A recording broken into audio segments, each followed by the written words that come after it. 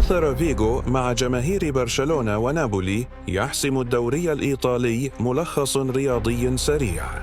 شهدت مأدبة العشاء الرسمية لنهائي دوري أبطال أوروبا للسيدات في لشبونة، توتراً غير متوقع بين لويس فيغو وجماهير برشلونة.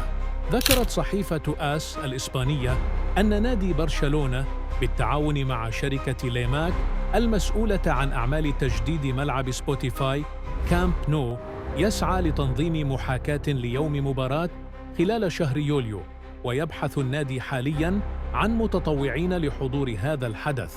توج نابولي بلقب الدوري الإيطالي بعد منافسة شرسة مع إنتر ميلان ليحقق لقباً ثميناً بقيادة مدربه المخضرم أنطونيو كونتي.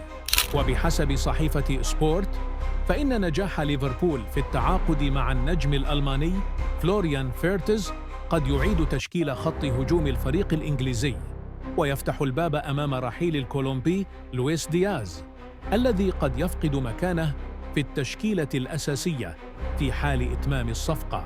فقد إنتر ميلان لقب الدوري الإيطالي لصالح نابولي بعد صراع طويل انتهى بتفوق فريق أنطونيو كونتي.